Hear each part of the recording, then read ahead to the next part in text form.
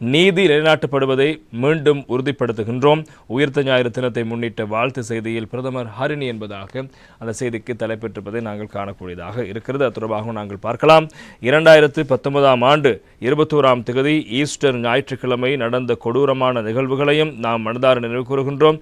இன்று 6 ஆண்டுகளுக்கு பிறகும் வழி அப்படியே உள்ளது. நமது பொறுப்பும் அப்படியே உள்ளது. ஒரு அரசாங்கமாக நீதி நிலைநாட்டப்படுவதை மீண்டும் உறுதிப்படுத்துகின்றோம். ஒவ்வொரு இந்த உயிரின் கண்ணியத்தையும் நிலைநிறுத்தி அனைவருக்கும் சமத்துவம் மற்றும் நீதி கிடைக்க தகுதியான எதிர்காலத்தை நோக்கி உழைப்பதன் மூலம் வலிமையுடனும் ஒற்றுமையுடனும் முன்னேறுவோம் என பிரதமர் கலாநிதி ஹரிணி அமரசூரிய விடுத்துள்ள ஈஸ்டர் வாழ்த்து செய்தியில் தெரிவிக்கப்பட்டிருக்கிறது.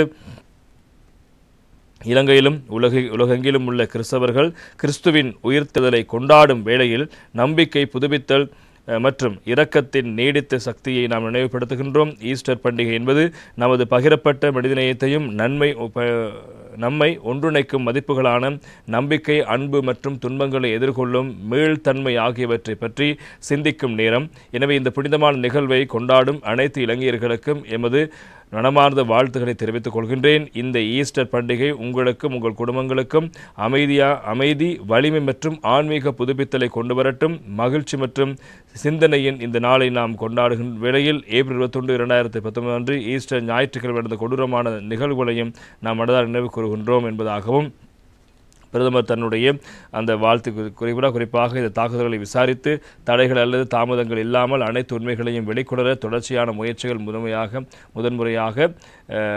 முன்னுரிமையாக இருக்கிறது அரசாங்கத்திற்கு. எனவே பாதிக்கப்பட்டவர்கள் நினைவை போற்றுவதற்கும் பொதுமக்களின் நம்பிக்கையை மீட்டெடுப்பதற்கும் பொறுப்புக்குள் வெளிப்படைத்தன்மை மற்றும் உண்மையான நீதி ஆகியவை அவசியம்.